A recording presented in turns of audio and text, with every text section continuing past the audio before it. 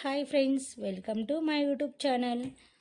ఇప్పుడైతే ఏం కర్రీ చేస్తున్నాను ఏంటనేది చెప్తాను. టమాటా, దోసకాయ, మునక్కాయ, ఎండు చేపలు వేసి అయితే కర్రీ చేస్తాను. ఆ కర్రీ ఎలా చేయాలో ఏంటనేది ఈ వీడియోలో అయితే క్లియర్గా అయితే చెప్తాను. ఫస్ట్ స్టవ్ వెలిగించుకొని స్టవ్ మీద ఒక గిన్నె పెట్టుకొని ఆ గిన్నెలో 2 గంటలు ఆయిల్ వేసుకోవాలి. ఆయిల్ కొంచెం హీట్ అయిన తర్వాత పోపు గింజలు అయితే వేసేసుకోవాలి. పోపు గింజలు కూడా కొంచెం వేగనిచ్చేసుకోవాలి. ఈ ఆయిల్లో వేగనిచ్చేసుకొని దీంట్లో మాత్రం ఒక 2 ఎండుమిరపకాయలను అయితే మనం యాడ్ చేసేసుకుంటే బాగుంటుంది. సో 2 ఎండుమిరపకాయలను అయితే యాడ్ చేసుకొని దీన్ని అయితే మంచిగా కలపకోవాలి. బాగా అంటే మొత్తాన్ని మాడిపోకుండా ఉంటుంది. గిన్నె హీట్ అయింది కాబట్టి ఆల్రెడీ పోపు గింజలు వేస్తాము కాబట్టి ఈ గిన్నె మాడిపోకుండా మంచిగా 2 నిమిషాలు బాగా కలిపేసుకొని ఇప్పుడైతే కట్ చేసి పెట్టుకున్న టమాటా, ఆనియన్స్ కూడా యాడ్ చేసేసుకోవాలి. సో ఆల్రెడీ నేను ముందే కట్ చేసి పెట్టుకున్న టమాటాలు, ఆనియన్స్ అయితే ఒకేసారి యాడ్ చేసేసుకున్నాను. యాడ్ చేసుకొని బాగా మనము చిన్నగా నిదానంగా మొత్తము మంచిగా కలిగేటట్టు బాగా కలుపుకోవాలన్నమాట దగ్గరుండి. ఇది మొత్తం సిమ్లో పెట్టద్దు, అలానే హైలో పెట్టద్దు, మీడియంలో పెట్టుకొని బాగా చేసుకోవాలి. సో టమాటా, ఆనియన్స్ బాగా మగ్గాలి కాబట్టి కొంచెం సాల్ట్ అయితే యాడ్ చేసేసుకున్నాను. చేపలతో చేసిన కాబట్టి సాల్ట్ అనేది మనం కొంచెం తక్కువ వేసుకుంటే బెటర్. ఎందుకంటే చేపల్లో కూడా మనకి సాల్ట్ అనేది ఉంటుంది, ఎండు చేపలు కాబట్టి. సో ఇవి కొంచెం ఒక 2 నిమిషాలు బాగా మగ్గిన తర్వాత ఆల్రెడీ కట్ చేసి పెట్టుకున్న మునక్కాయలు అయితే యాడ్ చేసుకున్నాను. యాడ్ చేసుకొని మంచిగా కలపెట్టేసుకొని కొంతసేపు అయితే మనము బాగా మగ్గనిచ్చేసుకోవాలి. ఇలా మగ్గనిస్తే అవి కూడా మనకి ఉప్పు అనేది బాగా మునక్కాయలకు కూడా పట్టిద్ది అనమాట. సో అలా 1-2 నిమిషాలు మంచిగా మగ్గనిచ్చేసుకొని మళ్ళీ బాగా కలిపేసుకొని ఇప్పుడైతే దీంట్లో అయితే మనం ఒక చిటికెడు పసుపు అయితే యాడ్ చేసేసుకుందాము.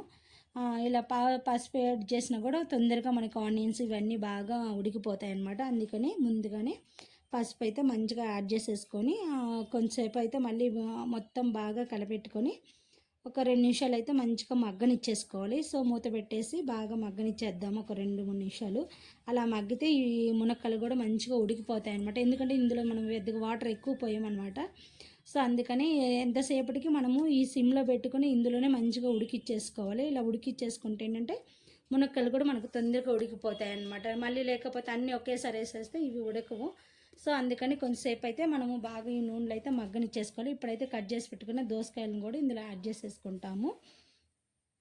దోసకాయలని యాడ్ చేసుకుంటే దోసకాయలు కూడా మనకి నీళ్ళు క్వాంటిటీ అనేది వాటర్గా ఉంటాయి కాబట్టి సో ఇవి కూడా ఒక 2 నిమిషాలు మంచిగా మా దోసకాయలను కూడా బాగా మగ్గనిచ్చేసేసుకోవాలి. బాగా మగ్గనిచ్చేసిన తర్వాత ఇప్పుడైతే దీంట్లో అయితే మనము చిల్లీ పౌడర్ని అయితే యాడ్ చేసేసుకుందాం. చిల్లీ పౌడర్ అనేది నేనైతే 2 స్పూన్లు వేస్తున్నాను. ఇది మా వారి కోసమే కాబట్టి సో నేను కొంచెం కారం అయితే ఎక్కువ వేసుకున్నాను అనమాట. పిల్లలు తిన్నారు, నేను కూడా తిన్నాను కాబట్టి ఆయన వరకే కాబట్టి కొంచెం కారం అయితే కొద్దిగా ఎక్కువ వేసుకున్నాను. చేపల్లో కొంచెం కారం ఎక్కువ వేసుకొని ఉంటేనే బాగుంటుంది అనమాట. ఎందుకంటే మనం పులుపు కూడా వేస్తాం కాబట్టి నీచు వాసన రాకుండా ఉంటుంది. సో దాంతోపాటు ఇప్పుడు ముందే కడిగి పెట్టేసుకున్న చిన్న చిన్న చేప ముక్కలను కూడా ఇందులో వేసేసుకున్నాయి. ఈ ఎండు చేపలు అనమాట. వీటిని ఏమంటారో నాకు తెలియదు, మీకు ఏమన్నా అంటే కామెంట్ సెక్షన్లో కామెంట్ చేయండి.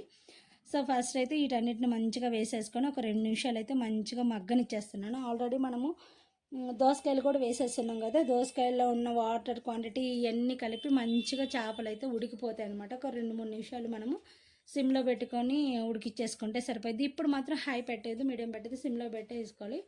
ఎప్పుడైనా సరే నేను కర్రీలో ఏంటంటే ముందే కరివేపాకు అయితే వేయను, మిడిల్ ఆఫ్ దీలో వేస్తానమాట. ఎందుకంటే మిడిల్లో వేస్తే ఆ టేస్ట్ అనేది కరివేపాకు తిన్నా కూడా మనకు ఆ టేస్ట్ అనే ఫ్లేవర్ అని తెలుస్తుంది. పోపులో వేస్తే మాడిపోతాయి అనేది నా ఫీలింగు.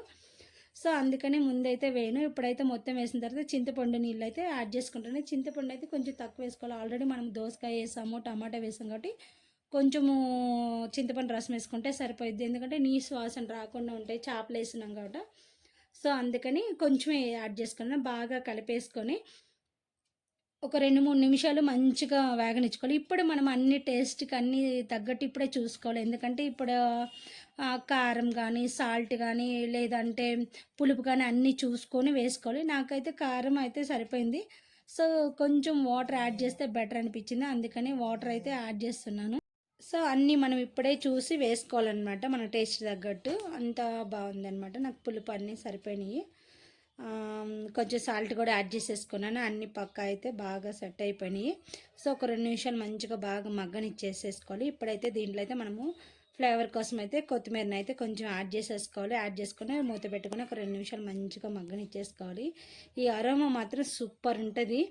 సో మా అమ్మమ్మ చేసింది ఇంకా చాలా బాగా టేస్ట్ వచ్చానమాట. ఇక్కడి నుంచి మా వీధి చివరి దాకా నాకు ఆ ఫ్లేవర్ అనేది బాగా అర్థమైపోయేది అనమాట. ఈరోజు మా అమ్మమ్మ ఎండు చేపల కూర చేస్తుందని. చాలా టేస్ట్ అయితే బాగుంటుంది. మీరు కూడా చేసుకోండి. Thank you. బాయ్.